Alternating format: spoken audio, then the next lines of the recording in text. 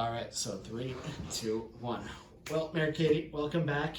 Mayor's Monday here, WSAU, WSAU.com. Woo, Monday. Yeah, exactly. Monday after a holiday, short week Monday too. So everybody's weeks have just all been kind of mashed together. But we did manage to get some business done last week. Yes. Believe it or not. Yeah. And some of that includes something that could be impacting a lot of residents here in the near future, especially when it comes to their drinking water. Tell us about what the city's looking at as far as lead service line replacements go. Yeah, so I'm really glad we're starting off with something kind of nerdy. So the Utility Commission met, and obviously we want to replace all of the lead service lines, and we do that on the city side. Every time we rip up your road, there's a reason it costs $1 million to redo a road in Wausau, and that's because of all the stuff underneath and replacing those lines so that they don't have lead in it. Now, we don't have any, we don't coerce people who live in houses to replace their side, that private side. So if there's lead on that side, homeowners would be responsible for replacing that. And we right now have a grant program through the DNR that you can get $5,000 to do that work yourself. You line up your plumber, we'll help you with the grant, and you'll replace that. But obviously we want to replace all of the lead here. We don't want anybody having lead in their water. We don't want kids growing up in schools, all of that. So we've talked about how do we do this more quickly? How do we just get it done, replace everything? And so that's what we talked about at the Utility Commission. And actually the American Rescue Plan funds, this would be a project where it could work. So that's what we talked about. So in the next 60 days, maybe fewer days than that, once this is airing, we'll have a plan from the Public Works Director on how do we replace that and how many funds do we need, and we'll submit that to the council so that they can consider that as part of the American Rescue Plan funding program. So kind of exciting. Yeah, and just exactly, I mean, a lot of people might be hearing this and kind of saying, okay, I don't even know if I have a lead service line going into my house. I'm actually one of those people. Yeah. I don't know this house that I just bought if it's got a lead service line coming into it. How can people find that out, first of all, if this is something that they do have to be concerned about? Yeah, so we do have a list here of, there's a spreadsheet. I've seen it. It's giant. There's tons of them. So you can contact us and we'll be able to figure that out for you. And right now, if your street's being redone, you'll get a little notification from us saying, hey, we want to help you get this replaced. We have this grant opportunity. The last couple of years, maybe 100 households a year will apply for that and do it. But we want to bump that up. We'd like to do 600 a year, so we could just get it done in the next 15 years. Yeah, and because I know the city did talk about that. I'm just hiring full-time staff and having crews go through the summer and work on that, and just exactly what that would cost, what that would look like. So that's one option being considered. What are some of the other options that are so the other option, doing what we are doing, but just like amping it up to six times the speed. So working with private plumbers, maybe we have a contract for services that's all they do. And I think there's probably an opportunity where there's a mixture of both, right? Like we have a team that kind of does some stuff, and then the private plumbers that do the other stuff. So we got to figure out what works with the numbers, what works with the money. Always about the money and the numbers. Yeah. So we're refining some of that. It'll cost a lot of money, but we have historic opportunity. Yeah, exactly. And of course, some of the American Recovery Act funding coming into this is the type of project that would be used for. So that would be added funds that the city could also And the DNR still has funding too. So we apply for that every year and we get that, and they question us like, are you going to be able to do this? And we're like, yes, we can. And then cross your fingers and hope that it actually does and get to work. Yes. So again, when can folks expect more information about this, and when could maybe a final decision be coming? So you can expect to see a plan in the next 2 months, probably, for what we're thinking. But then obviously the council will have to decide. We're not in a super rush to decide how that American Rescue funding is allocated out. We want to make sure we're doing the right things with it, that we're spending it on the applicable projects. That's really important, that they're available for those specific things. And we have to spend those funds by the end of 2024. So there might be a little back and forth with council, but I think coming up with that plan, that's going to be big. as we budget. We are entering budget season. We're already talking CIP. Everyone is kind of talking about that with me, like, oh, should I put this project down? Should I put that project down? So that's coming up. Really exciting. Some people would say you are way too excited about that, but again, I know this is what gets you up in the morning, and this is what brings you into this office every day. Yeah. So I'm just looking at the charts I have right next to me, yes. The big ones. So. Yes, and then the sticky notes over there as well. We don't have any sort of CSI thing over there just yet. Not yet, yeah. But who knows? So since you did bring up a little bit on the budgeting side of things, I know one of the first things that you were concerned about when you took office amid a global pandemic was just exactly what city funding is going to look like after we come through this. Well, we are basically closer to the end of this than we are the beginning. At least we'd like to think. Yes. What do some of those numbers look like? Have you had a chance to sit down and look at what the spending is going to look like in 2022? Yeah, I think we're in a good position. We're not in a position I anticipated because obviously you don't know. Last year at this time, we didn't know who was going to be president. We didn't know Congress. We didn't know what kind of investment that would be made in us. So we're still waiting for some of the state budget numbers. We'll have to probably wait a little bit, obviously, based on what I'm seeing in the news, which is fine. We expect that. We will be patient. And but this historic funding through CARES, through the American Rescue Plan, through all of these different kinds of grants and opportunities, we're sitting in a pretty good spot. We did lose some revenue, parking and licensing and stuff like that, and we obviously are very concerned about our businesses and people, the residents who live here, being able to spend their money and have a job. And one of those things that we're talking about are how do we make sure we get employees here? That's really important. They're working here, they're living here, so that's kind of the direction we're going. Is not so much like, oh my gosh, how are we going to pay for the stuff we need to do? We got that. Now it's like making sure that people are able to live here. Yeah, and work. Absolutely, and of course, in this day and age, when people can basically, depending on what career field you're in, you can pick and choose based on amenities and things like that, because you can work from home and have as long as you have the access to the high-speed internet, the broadband internet. Wausau's got it. Yep, you can pick wherever it is that you would like to live. I was just talking to somebody who got a job remote working, and it's a company based out of London. And so it's a big deal. She has all of her benefits are European.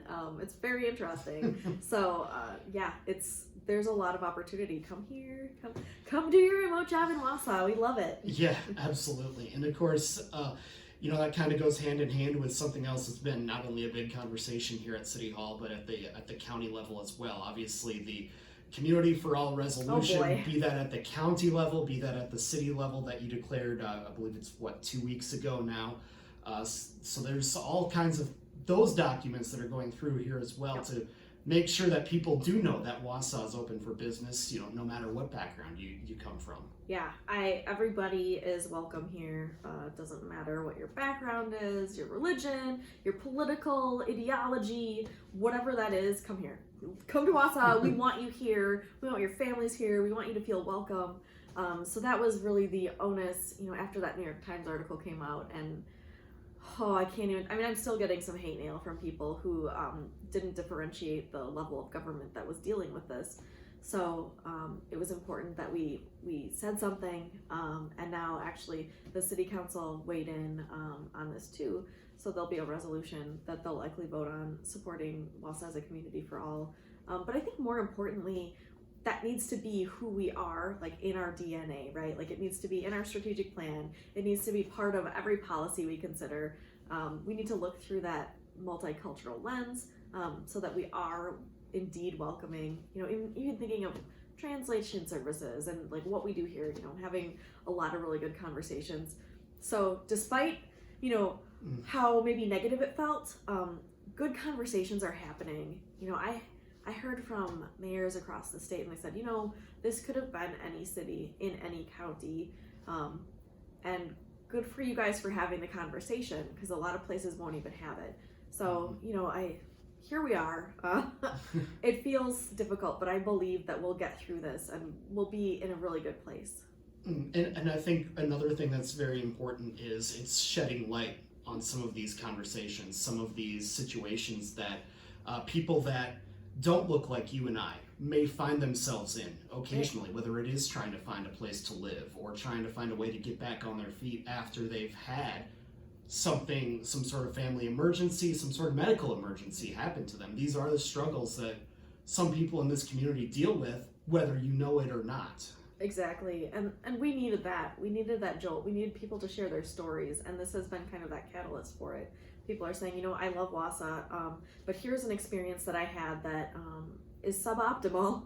So I want people to know about this, and I want people to change. And I think ultimately people want to do the right thing. They want to live and let live. That's what they want. This is who we are. We're good people, right? And we just need to polish ourselves up a little bit and really do the work to get there. Mm-hmm. And I think another thing too that comes out of this is really the bottom line is people just want everybody to have the same opportunity no matter what they look like, whether it is education wise, whether it is finding housing, or whether it's even just trying to find a job. We want everybody to have the same opportunity and not start a few yards back from somebody else because of something they can't control. Yeah, totally. Nailed it. That's exactly it. Do you want to join the city council? What district are you in? Moving on. Is that going to get cut? Yeah, maybe. Who knows? But absolutely. I think that is the message, though, that has gotten lost sometimes in some of these conversations because people are rushing to judgment sometimes. Yeah, and I think politics is harmful sometimes to having more nuanced discussions. Politics is really great for drawing attention to something. It's really great for drawing a crowd in. It's really great for slogans.